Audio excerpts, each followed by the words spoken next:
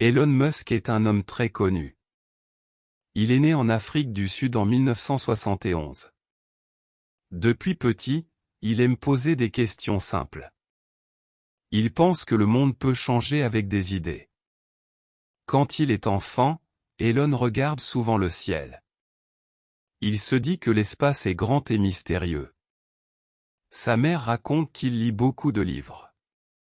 Il aime aussi construire des petites choses avec ses mains.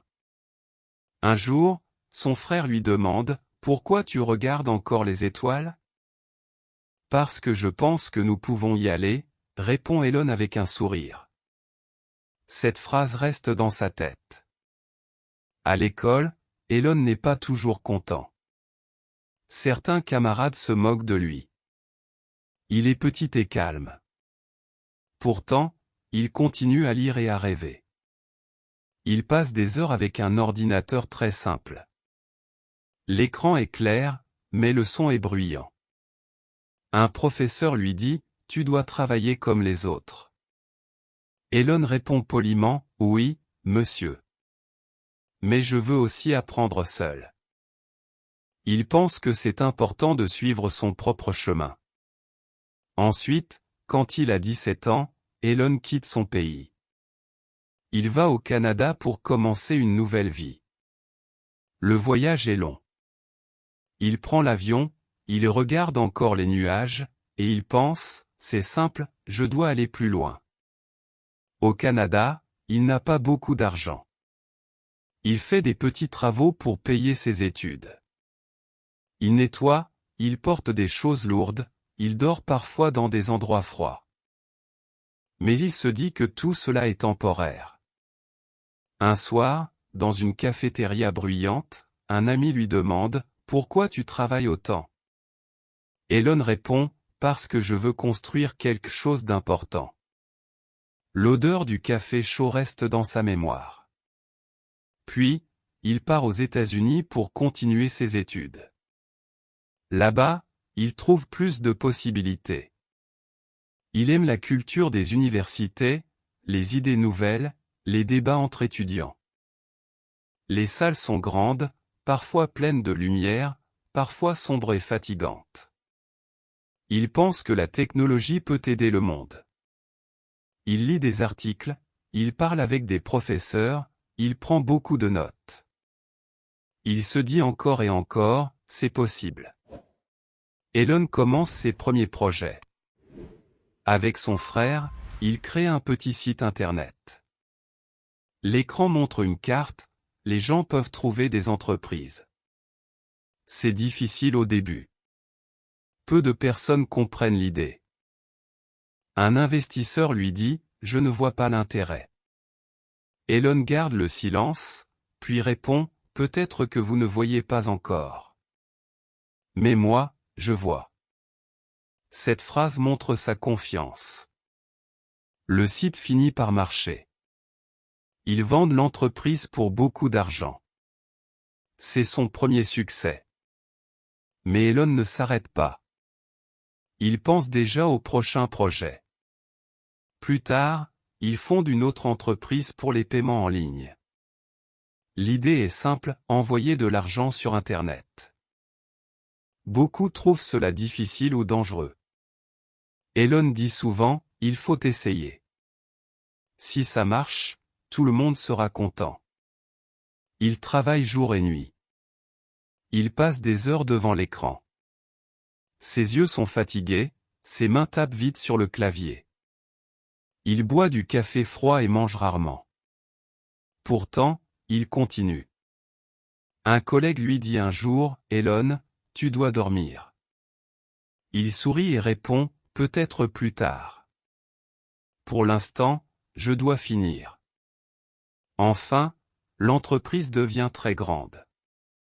Elle change le monde des paiements. Beaucoup de personnes utilisent ce système chaque jour. Elon se dit alors, ce n'est que le début. Je veux faire plus. Elon pense souvent à l'énergie et à la planète. Il regarde les voitures dans la rue. Beaucoup sont bruyantes et polluantes. Il se dit que ce n'est pas durable. Peut-être que nous pouvons créer une voiture électrique, pense-t-il. Il décide de fonder Tesla. Le nom vient d'un inventeur célèbre. L'idée est claire, une voiture propre, rapide, moderne. Mais au début, presque personne n'y croit. Un journaliste lui demande, pourquoi une voiture électrique? Ce n'est pas pratique. Elon répond, c'est difficile, oui. Mais c'est nécessaire. Sa voix est ferme, ses yeux regardent loin. Les premiers mois sont très durs. La société dépense beaucoup d'argent. Les voitures ne fonctionnent pas toujours bien. Certaines pièces sont trop chères. Les clients attendent. Elon est inquiet, mais il continue. Il dit souvent à son équipe, « Je sais que c'est difficile. Mais je pense que nous pouvons réussir. » Les ingénieurs écoutent. Certains sont fatigués, d'autres motivés. Dans l'atelier, on entend le bruit des machines, on sent l'odeur du métal chaud. Un jour, un employé lui dit, « Elon, nous allons échouer. » « Non, pas encore. Je regarde encore les chiffres. Nous avons une chance. » Cette phrase donne du courage. Peu à peu, les choses changent. La première voiture sort enfin. Elle est petite, mais rapide. Les gens la regardent dans la rue avec curiosité. « C'est nouveau, » dit une femme. « C'est cher, » répond un homme. Elon sait que ce n'est que le début. Il continue à investir, à parler avec les médias, à chercher de nouveaux investisseurs.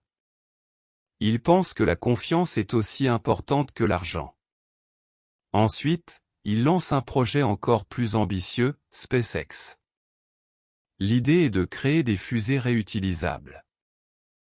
Beaucoup disent que c'est faux.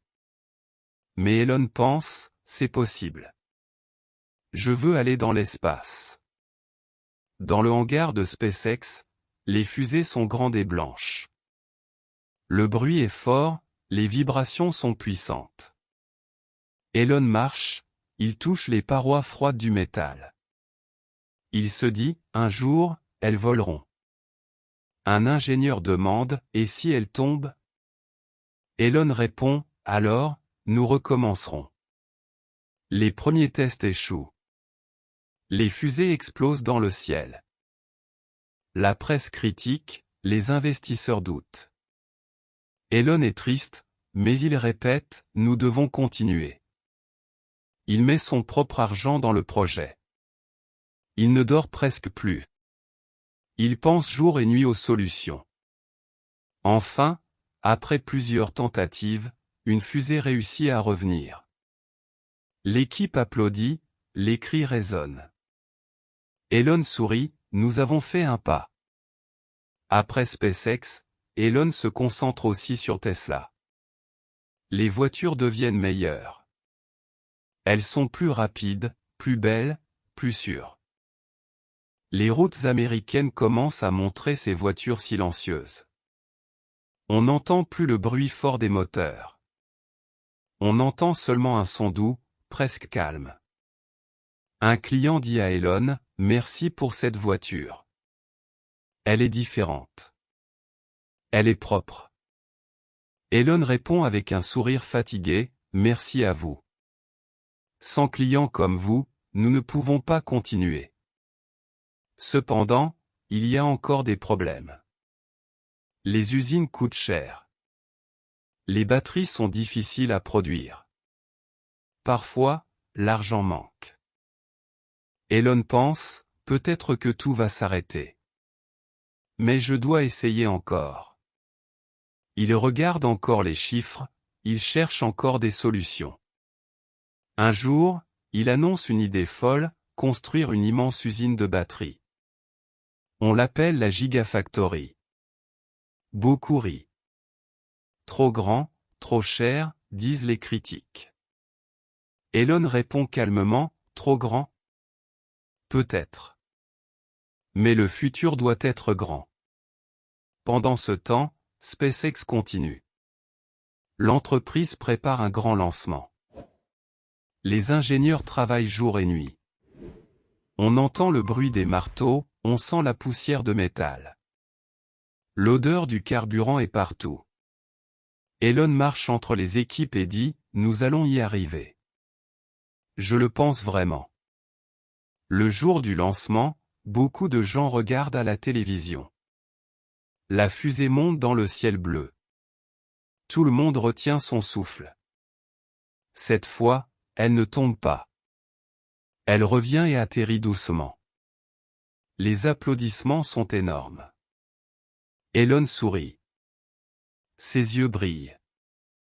Ensuite, il commence à parler d'un projet encore plus grand, aller sur Mars. Beaucoup trouvent cela impossible. Mais Elon dit souvent, nous devons devenir une espèce multiplanétaire. Je le pense, je le sais. Ses proches lui demandent parfois, pourquoi tu travailles autant? Elon répond, parce que le temps est court. Nous devons agir vite. Sa voix est ferme, ses gestes sont rapides. Dans les bureaux de Tesla, il dort parfois sur le sol. Il mange une pizza froide, il boit une boisson sucrée. Un ingénieur lui dit, tu es comme nous. Tu travailles avec nous. Elon répond, oui. Je dois donner l'exemple. Malgré tout, les critiques continuent. Certains disent, ses projets sont fous. D'autres disent, il est un génie. Elon garde le silence. Mais dans sa tête, une phrase revient, je dois avancer. Un soir, un journaliste lui demande, pourquoi tu ne t'arrêtes jamais? Elon regarde encore le ciel sombre et dit doucement, parce que l'avenir dépend de nous. Elon ne pense pas seulement à Tesla et SpaceX. Il lance aussi une entreprise appelée SolarCity. L'idée est simple, utiliser le soleil pour donner de l'énergie propre aux maisons. Dans les rues de Californie, on commence à voir des toits brillants avec des panneaux solaires. Un voisin demande, est-ce que ça marche vraiment? Le vendeur répond, oui, ça marche. C'est facile. Vous payez moins, et la planète respire mieux. Elon aime cette réponse. Il se dit encore, je dois aider la Terre. Mais toutes ces idées coûtent beaucoup d'argent. Parfois, Elon doit choisir, sauver Tesla, sauver SpaceX, ou sauver SolarCity. Il ne dort presque pas. Ses yeux sont rouges, ses mains tremblent. Un ami lui dit, tu dois te reposer. Elon répond, je ne peux pas. Pas maintenant. Puis arrive un autre projet, Hyperloop. Une capsule qui voyage très vite dans un tube. Elon dit, c'est comme un train, mais 10 fois plus rapide. Beaucoup rient encore. Mais certains ingénieurs rêvent avec lui. Dans une conférence à Paris, il parle de ses projets. La salle est pleine. On sent l'odeur du café chaud, on entend le bruit des applaudissements.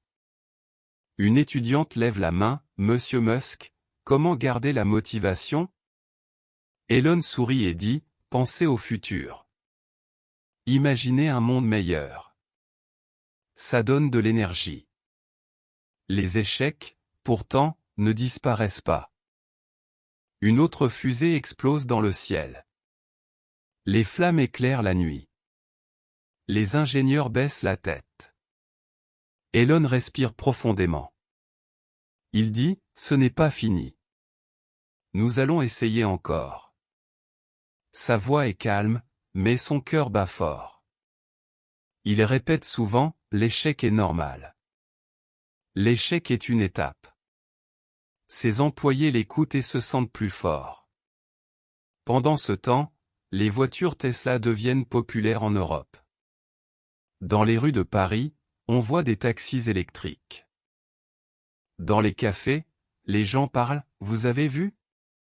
Cette voiture se conduit presque toute seule. D'autres répondent, oui, mais elle est chère. Elon entend ces critiques. Il dit, je veux que les voitures soient pour tout le monde. Ce n'est pas facile, mais nous devons y arriver. Un soir, il dîne avec ses enfants. Sur la table, il y a des pâtes simples et un peu de fromage.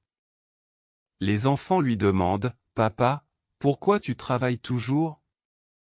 Elon regarde encore leurs yeux. Il dit doucement, « Parce que je veux que votre futur soit meilleur. » Plus tard, il commence à parler d'intelligence artificielle. Ça peut être utile, mais aussi dangereux, explique-t-il. Les journalistes écrivent vite ces mots. On sent une tension dans la salle. Elon insiste, il faut être prudent. À chaque nouveau projet, il attire l'attention du monde. Certains disent qu'il est un rêveur. D'autres disent qu'il est un travailleur infatigable. Mais tous reconnaissent qu'il change quelque chose. Avec le temps, Elon devient une figure mondiale. Dans les journaux, on lit souvent son nom. À la télévision, les présentateurs disent « Elon Musk veut aller sur Mars ». Les enfants dans les écoles dessinent des fusées et des voitures électriques. Pourtant, la route reste difficile.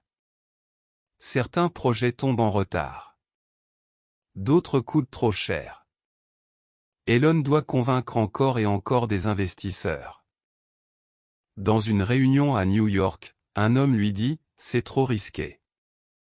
Elon répond calmement « Oui, mais si nous réussissons, l'avenir change ». Il répète souvent « Il faut oser ». Cette phrase revient comme une chanson. Ses employés la connaissent par cœur. Un jour, enfin, une fusée SpaceX décolle et atterrit sans exploser.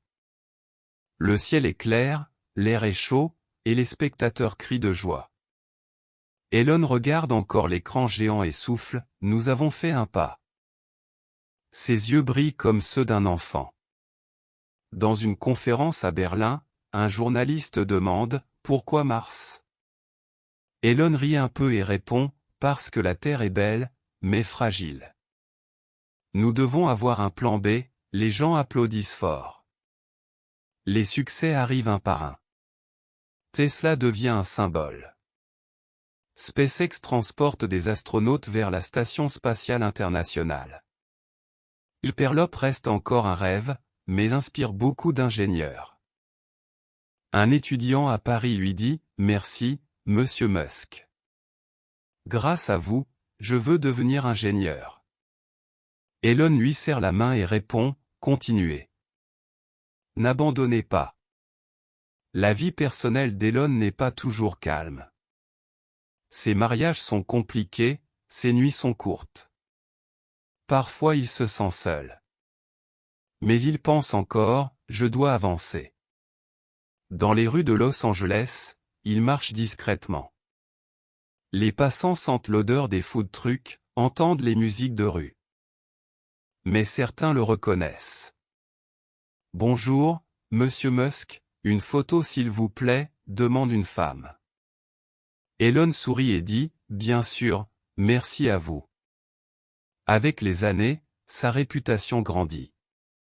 Certains le critiquent, d'autres l'admirent. Mais personne ne reste indifférent. Il symbolise l'idée que les rêves peuvent devenir réalité. Aujourd'hui, beaucoup disent que son héritage est déjà là. Les voitures électriques sont normales. Les fusées réutilisables sont une réalité. Les jeunes pensent à l'espace avec espoir. Elon regarde encore vers l'avenir. Il dit souvent, ce n'est pas fini. Nous commençons seulement. Son histoire montre que les échecs ne détruisent pas un rêve. Ils font partie du chemin. Il faut du courage, de la patience, et beaucoup de travail. Et ainsi, Elon Musk laisse une trace dans le monde moderne. Une trace de feu, d'électricité, et surtout de volonté.